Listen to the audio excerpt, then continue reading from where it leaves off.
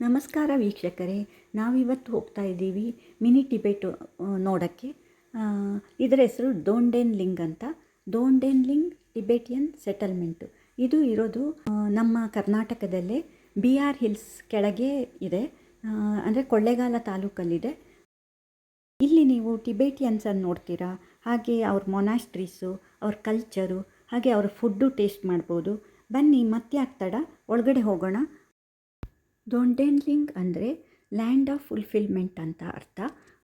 ಒಂದು ದಿನದ ಟ್ರಿಪ್ಪಿಗೆ ಈ ಜಾಗ ಹೇಳಿ ಮಾಡಿಸಿದ ತಾಣ. ನಮ್ಮ ಬಲಬದಿಗೆ ಎಲ್ಲ ಗೆಸ್ಟ್ ಹೌಸ್ಗಳು ಇದ್ದಾವೆ. ಇದರಲ್ಲಿ ನೀವು ಬಂದರೆ ಉಳ್ಕೊಳ್ಬೋದು. ನಾನ್ AC ರೂಮ್ಗೆ 1500 ರೂಪಾಯಿ ದಿನಕ್ಕೆ. ತುಂಬ ಪಾಶ್ ರೂಮ್ಗಳಲ್ಲ, ಆದರೆ ಬೇಸಿಕ್ ಏನು ಬೇಕೋ ಅದಿದೆ. ಕ್ಲೀನಾಗಿ ಚೆನ್ನಾಗಿದೆ, ಶಾಂತವಾದ ವಾತಾವರಣ, ಕಾಮ್ನೆಸ್ಸು ಎಲ್ಲ ಇದೆ ಇಲ್ಲಿ. ಜಾಸ್ತಿ ಟೂರಿಸ್ಟ್ಗಳು ಇರೋದಿಲ್ಲ. ಇದೊಂದು ಕಾಟು, ಒಂದು ಫ್ಯಾಮಿಲಿಗೆ ಧಾರಾಳ ಸಾಕು. ಇಲ್ಲೊಂದು ಕಾಟ್ ಇದೆ. ಆಮೇಲೆ ಒಂದು ವಾರ್ಡ್ರೋಬು, ಎಕ್ಸ್ಟ್ರಾ ಬೆಡ್ ಬೇಕಾದ್ರೆ ಕೊಡ್ತಾರೆ ನೋಡಿ. ಆಮೇಲೆ ಟಾಯ್ಲೆಟ್, ಬಾತ್ರೂಮ್, ವಾಶ್ರೂಮ್ ನೋಡಿ.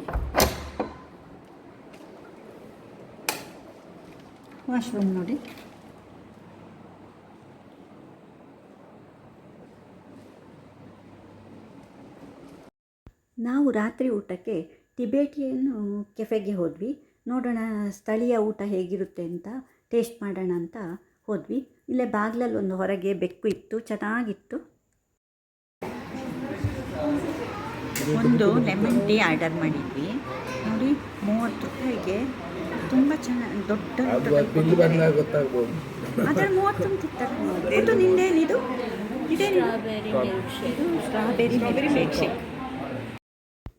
ನಾವು ಈ 2 ಡ್ರಿಂಕ್ಸ್ ಜೊತೆಗೆ ಇದು ಫ್ರೈಡ್ ರೈಸು, ಆಮೇಲೆ ಟಿಂಗ್ಮೋ ಅಂತ ಟಿಬೆಟಿಯನ್ ಸ್ಪೆಷಲ್ ತಿಂಡಿ, ಆಮೇಲೆ ನೂಡಲ್ಸು, ಜೊತೆಗೆ ಮೋಮೋಸು, ಮತ್ತು ಕಾಫಿ ಇಲ್ಲದ್ರೆ ಆಗುತ್ತಾ, ಒಂದು ಕಪ್ಪು ಬಿಸಿ ಬಿಸಿ ಕಾಫಿ, ಇಷ್ಟು ತಗೊಂಡ್ವಿ. ಚೆನ್ನಾಗಿತ್ತು ತಿಂಡಿಗಳೆಲ್ಲ.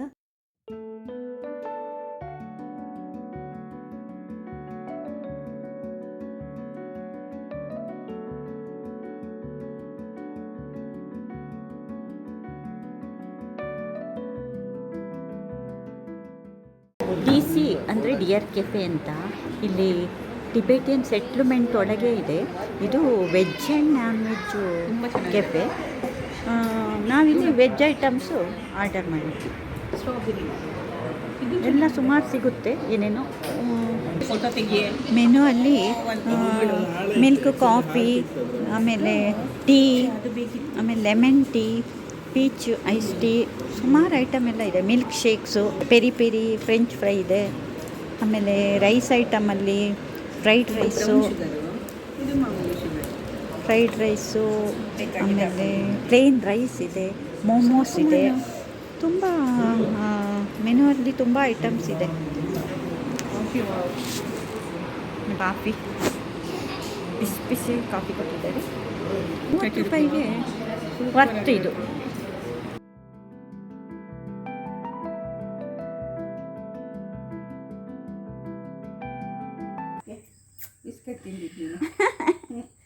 ಇದು ನಮ್ಮ ರೂಮ್ ಹೊರಗೆ ಕಾಯ್ತಾ ಇದೆ. ನಿನ್ನೆ ರಾತ್ರಿಯಿಂದನೂ ಕಾಯ್ತಾ ಇದೆ ವೀಕ್ಷಕರೇ. ಅಯ್ಯೋ ದೇವ್ರೆ, ಇದಕ್ಕೆ ಎಷ್ಟು ಹಾಕಿದ್ರು ತುಂಬ ಪ್ರೀತಿ ಮಾಡ್ತದೆ ಇದು, ಈ ಬೆಕ್ಕು.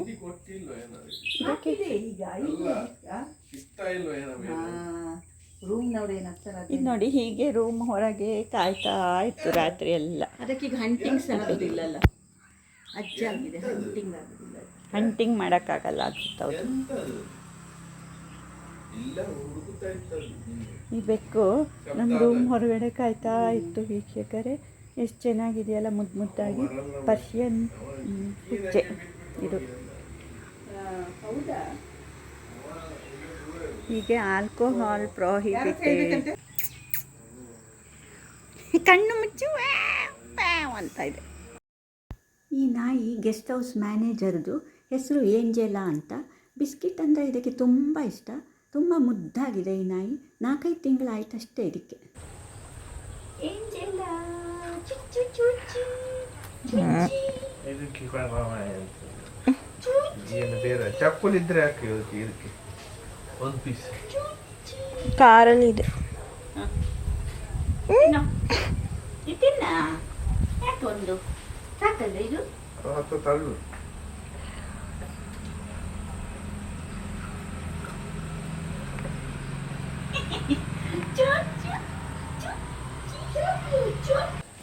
ಇದು ನಿನ್ನೆನೂ ಹಾಗೆ ನಮ್ಮ ರೂಮಿಗೆ ಬಂತು.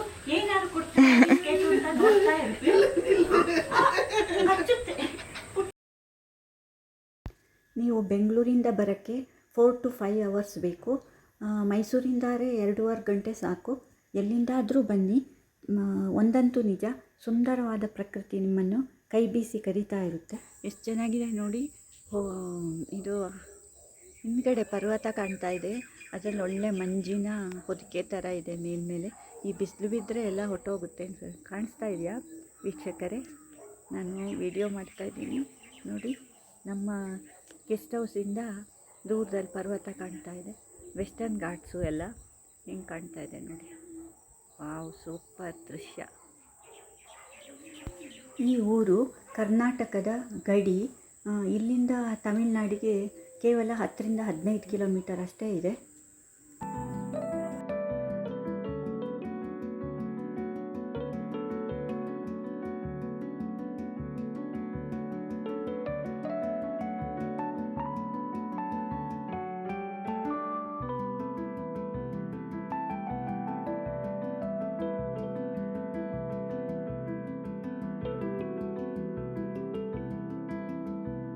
ಇದು ನಮ್ಮ ಗೆಸ್ಟ್ ಹೌಸು. ನಾವು ಉಳ್ಕೊಂಡಿರೋದು ಇಲ್ಲಿ.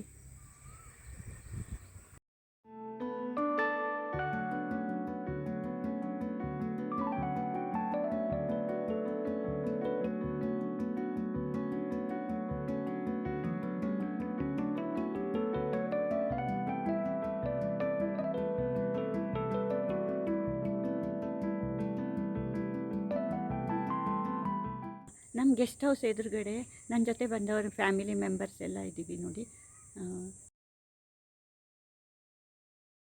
ಈಗ ಬೆಳಗ್ಗೆ 9 ಗಂಟೆಗೆ ಬ್ರೇಕ್ಫಾಸ್ಟಿಗೆ ಹೋಗ್ತಾ ಇದ್ದೀವಿ. ಹಾಗೆ ಎಲ್ಲ ಮೊನಾಸ್ಟ್ರೀಸ್ ಎಲ್ಲ ನೋಡಿಕೊಂಡು ಆಮೇಲೆ ಚೆಕ್ಔಟ್ ಮಾಡಬೇಕಂತ ಇದ್ದೀವಿ. ಹಾಂ ಹಾಂ, ಇದು ವ್ಯೂಸ್ ನೋಡಿ ಎಷ್ಟು ಚೆನ್ನಾಗಿದೆ. ಇಲ್ಲಿ ಪರ್ವತ, ವೆಸ್ಟರ್ನ್ ಘಾಟ್ಸು, ಬ್ಲೂ ಬೆಟ್ಟಗಳು, ಅದ್ರ ಮೇಲೆ ಹಿಮದ ಥರ ಹಿಮಾಲಯದಲ್ಲಿರೋ ಥರ ಇದೆ. ಬೆಳಗಿನ ಹೊತ್ತಿನ ದೃಶ್ಯ. ಬೆಳಗಿನ ತಿಂಡಿಗೆ ನಾವು ಇಲ್ಲಿ ನಿರಂತರ ಅಂತ ಹೋಟೆಲ್ ಇದೆ ಒಂದು, ಒಡೆಯರ್ ಪಾಳ್ಯದಲ್ಲಿರೋದು. ಸೆಟ್ಲ್ಮೆಂಟ್ ಒಳಗೆ ಏನೂ ಸಿಗಲ್ಲ, ಬರೀ ಕೆಫೆಗಳಿದ್ದಾವೆ. ಟಿಬೇಟಿಯನ್ ಫುಡ್ ಮಾತ್ರ ಸಿಗುತ್ತೆ. ಈ ಹೋಟೆಲಲ್ಲಿ ದೋಸೆ, ಇಡ್ಲಿ ಎಲ್ಲ ನಮಗೆ ಸಿಕ್ತು. ನಾವೀಗ ಹೋಗ್ತಾ ಇರೋದು ಇಲ್ಲಿನ ದೊಡ್ಡ ಮೊನಾಸ್ಟ್ರಿಗೆ. ಇದನ್ನು ದಲೈ ಲಾಮಾ 1992ರಲ್ಲಿ ಉದ್ಘಾಟನೆ ಮಾಡಿದ್ರಂತೆ. ಇದು ದೊಡ್ಡ ಮೊನಾಸ್ಟ್ರಿ ಇದ್ದಿದ್ರಲ್ಲಿ. ನಾವು ಹೋದ ಟೈಮ್ಗೆ ಒಳಗಡೆ ಯಾರೂ ಇರಲಿಲ್ಲ. ಪ್ರೇಯರ್ ಟೈಮಲ್ಲಿ ಮಾತ್ರ ಮಂಕ್ಸ್ ಇಲ್ಲಿ ಕೂತ್ಕೊಂಡು ಪ್ರೇಯರ್ ಮಾಡ್ತಾರೆ, ಆಮೇಲೆ ಮಂತ್ರ ಹೇಳ್ತಾರೆ. ತುಂಬ ಕಾಮ್ ಆ್ಯಂಡ್ ಕ್ವಾಯಟ್ ಇತ್ತು. ನಮಗೆ ಯಾರು ಜನ ಇರಲಿಲ್ಲಲ್ಲ, ನೋಡೋಕ್ಕೆ ತುಂಬ ಚೆನ್ನಾಗಾಯಿತು ಒಳಗಡೆ ಎಲ್ಲ. ಬುದ್ಧನ ಶಾಂತ ಮುಖಭಾವ ಎಂಥವರನ್ನು ಮಂತ್ರಮುಗ್ಧಗೊಳಿಸುತ್ತೆ. ಅಷ್ಟು ಚೆನ್ನಾಗಿರೋ ಒಂದು ಸ್ಟ್ಯಾಚ್ಯೂ ಇದೆ. ದಲೈ ಲಾಮಾ ಫೋಟೋ ಇದೆ. ಆಮೇಲೆ ಅವರ ಎಲ್ಲ ಸೇಕ್ರೆಡ್ ಗ್ರಂಥಗಳು ಎಲ್ಲ ಇಲ್ಲಿದೆ.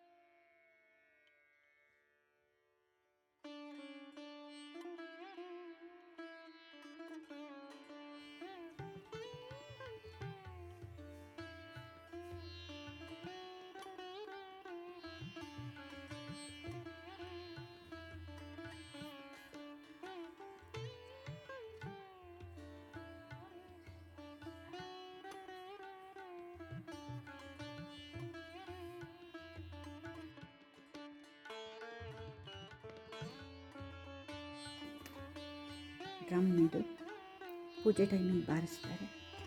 ಇದು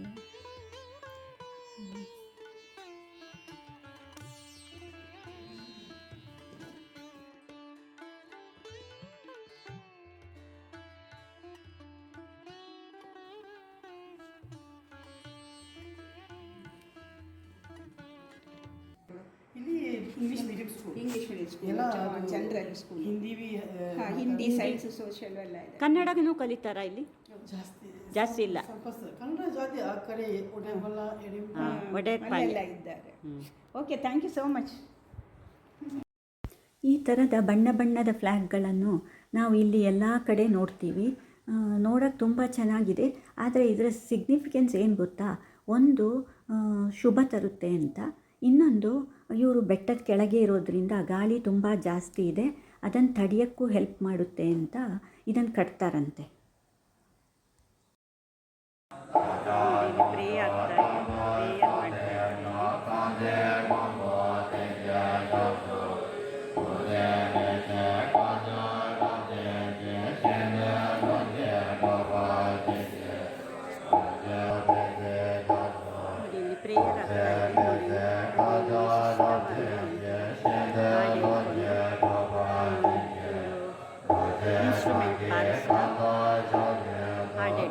ಭಜನೆ, ನಮ್ಮಲ್ಲಿ ಭಜನೆ ಇರ್ತಲ್ಲ ಹಾಗೇನೆ ಇದು.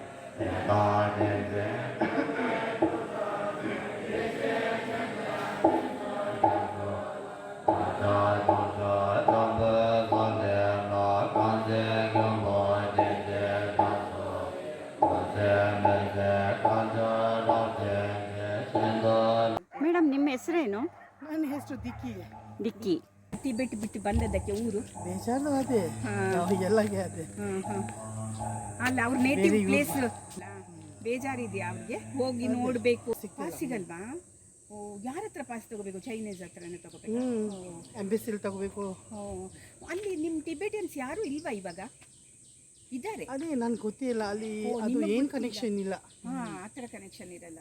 ಬಟ್ ಅಪ್ಪ ಅಮ್ಮ ಹೇಳ್ತಿರ್ತಾರ ಟಿಬೆಟ್ ಎಲ್ಲ ಹಾಗಿತ್ತು, ಹೀಗಿತ್ತು, ಚೆನ್ನಾಗಿತ್ತು, ಮೌಂಟೇನ್ಸ್ ಇತ್ತು, ಅದೆಲ್ಲ ಮೌಂಟೇನ್. ಅಲ್ಲ ಮೇಡಮ್, ನಿಮ್ಗೆ ಎಷ್ಟು ವರ್ಷದಿಂದ ಇಲ್ಲಿದ್ದೀರಾ? ನಾನು ಇಲ್ಲಿಗೆ ನನ್ನ ಅಪ್ಪನ ಅಮ್ಮನ ಇಲ್ಲಿ ಬಂದಿಗೆ 55 ವರ್ಷ ಹಿಂಗೆ ಆಯ್ತು. 5 ವರ್ಷ. ನಿಮ್ಮ ಮಕ್ಕಳು 3000 ಜನ ಬಂದದ? ಫಸ್ಟ್ 3000 ಜನ ಬಂದ. ಅಲ್ಲ, ನಿಮ್ಮ ಮಕ್ಕಳು ಎಲ್ಲ ಇಲ್ಲೇ ಹುಟ್ಟಿದ್ದಾರೆ, ನೀವು ಇಲ್ಲೇ ಹುಟ್ಟಿರೋದು, ನಿಮ್ಮ ಅಪ್ಪ ಅಮ್ಮ ಇಲ್ಲಿ ಬಂದು ಸೆಟ್ಲ್ ಆಗಿದ್ದು. ಓಕೆ. ಈಗ ಇಲ್ಲಿ 3500 ಎಕರೆ ಇದೆಯಾ? 3500 ಏಕರ್. 1000 ಏಕರ್ ಹಿಂಗೆ ಸರ್. ಹಾಂ. ಓಕೆ. ನಿಮ್ಮದು ಮನೆ ಇರೋದು ಇಲ್ಲಿ? ನನ್ನ ಡಿ ವಿಲೇಜ್. ಡಿ ವಿಲೇಜ್ ಆ ಕಡೆ ಇದೆ. ಆ ಥರ ಕೊಟ್ಟಿದ್ದಾರೆ ಆಲ್ಫಾಬೆಟಿಕಲ್ ವಿಲೇಜ್ಗಳು. ಓಕೆ. ಒಂದೊಂದು ವಿಲೇಜಲ್ಲಿ ಎಷ್ಟು ಜನ ಇದೆ ಮನೆ ಇದೆ ಮೇಡಮ್? 35 ಮನೆ. 35 ಮನೆಗಳು. 50 ಜಾಸ್ತಿ. ನಿಮಗೆ ಎಲ್ಲ ಇದರಿಂದ ಊಟ ಫೆಸಿಲಿಟಿ ಎಲ್ಲ ನಿರ್ವಹಣೆ ಹೇಗೆ ಮಾಡ್ತೀರಾ? ನಾನು ಅಡುಗೆ ಮಾಡ್ತೀರಾ? ಅಡುಗೆ ನೀವು ಮಾಡ್ತೀರಾ? Okay, thank you madam. ಇವೆಲ್ಲ ಬೌದ್ಧ ಸ್ತೂಪಗಳು. ಬ್ಯಾಕ್ಗ್ರೌಂಡಲ್ಲಿ ಹಸಿರಾದ ಬೆಟ್ಟಗಳು. ಈ ಬೌದ್ಧ ಸ್ತೂಪಗಳು ಎಷ್ಟು ಚೆನ್ನಾಗಿ ಕಾಣ್ತಾ ಇದೆ ಅಲ್ವಾ ಸ್ನೇಹಿತರೆ? ಈ ಸ್ತೂಪಗಳು ಪೀಸ್, ಎನ್ಲೈಟನ್ಮೆಂಟ್ ಮತ್ತು ಸ್ಪಿರಿಚುವಾಲಿಟಿಯನ್ನು ಪ್ರತಿನಿಧಿಸುತ್ತವೆ.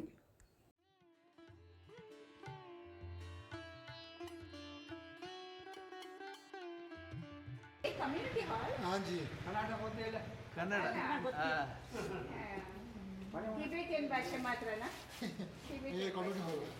ಇಲ್ಲಿನ ಕಮ್ಯುನಿಟಿ ಹಾಲ್ ಒಂದರಲ್ಲಿ ರುಚಿಯಾದ ಬಟರ್ ಟೀ ಮತ್ತು ಬನ್ ಕೊಟ್ಟು ಸತ್ಕರಿಸಿದರು. ಇವೆಲ್ಲ ಪ್ರೇಯರ್ ವೀಲ್ಸು. ಇವುಗಳನ್ನು ಈ ಥರ ತಿರುಗಿಸೋದ್ರಿಂದ ನಮಗೆ ಪಾಸಿಟಿವ್ ಎನರ್ಜಿ ಬರುತ್ತಂತೆ. ಇದ್ರ ಮೇಲೆಲ್ಲ ಟಿಬೆಟಿಯನ್ ಭಾಷೆಯಲ್ಲಿ ಏನೇನೋ ಬರೆದಿದ್ದಾರೆ, ನಮಗಂತೂ ಅರ್ಥ ಆಗ್ತಾ ಇಲ್ಲ.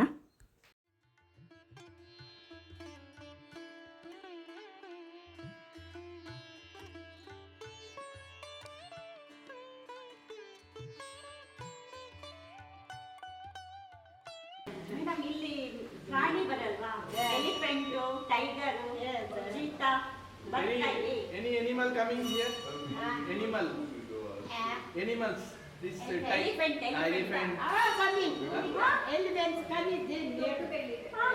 This from here. This pond is broken. Abhi 10 days ಬೇಕು. ನಾವು ಸೆಟ್ಲ್ಮೆಂಟ್ ಒಳಗೆ ಒಂದು ರೌಂಡು ನಿಧಾನವಾಗಿ ನೋಡ್ತಾ ಹೋದ್ವಿ.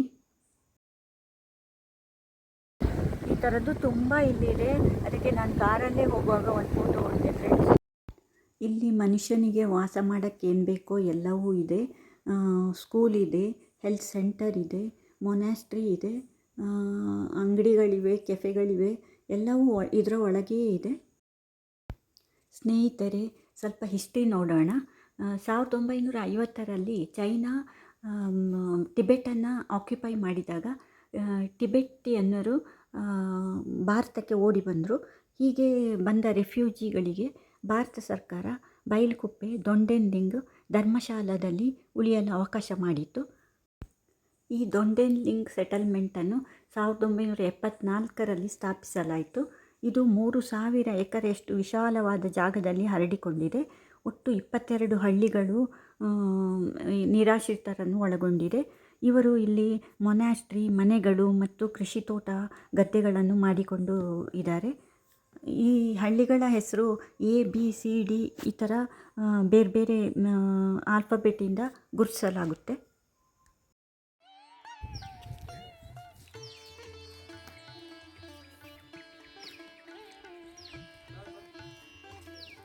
ನಮ್ದು ಇವತ್ತು ಟ್ರಿಪ್ ಆಯಿತು. ಡೊಂಡೆನ್ಲಿಂಗು ಇಲ್ಲೆಲ್ಲ ನೋಡಿ ಆಯಿತು. ಮೊನಾಸ್ಟ್ರಿ ಎಲ್ಲ ನೋಡಿದ್ವಿ. ಒಂದು 5 ಮೊನಾಸ್ಟ್ರಿಗಳು ಚೆನ್ನಾಗಿದ್ದಾವೆ ನೋಡೋಕ್ಕೆ. ಆಮೇಲೆ ಇಲ್ಲಿ ಗೆಸ್ಟ್ ಹೌಸು ತುಂಬ ಚೆನ್ನಾಗಿದೆ. ಇವತ್ತು ಹೊರಡ್ತಾ ಇದ್ದೀವಿ ಮೈಸೂರಿಗೆ. ಮಧ್ಯಾಹ್ನ 3 ಗಂಟೆ ಹಂಗೆ ರೀಚ್ ಆಗ್ತೀವಿ. Bye friends. ದೊಂಡೆನ್ಲಿಂಗ್ ಹತ್ರ ಇರೋದು ಇದೊಂದೇ ಪೆಟ್ರೋಲ್ ಬಂಕು, ಒಡೆಯರ್ಪಾಳ್ಯದ ಪೆಟ್ರೋಲ್ ಬಂಕು. ಟ್ರಾವೆಲ್ ಅಂದರೆ ಹೊಸ ಜನರನ್ನು ಮೀಟ್ ಮಾಡೋದು, ಕಷ್ಟ ಸುಖ ಅರಿಯೋದು, ಅವರ ಫುಡ್ ಟೇಸ್ಟ್ ಮಾಡೋದು, ಸಂಸ್ಕೃತಿ ತಿಳ್ಕೊಳ್ಳೋದು ಅಲ್ವೇ. ವಿಡಿಯೋ ಇಷ್ಟ ಆದರೆ ಲೈಕ್, ಶೇರ್ ಆ್ಯಂಡ್ ಸಬ್ಸ್ಕ್ರೈಬ್ ಮಾಡಿ. ಮುಂದಿನ ವಿಡಿಯೋದೊಂದಿಗೆ ಬರ್ತೀನಿ. ಬಾಯ್.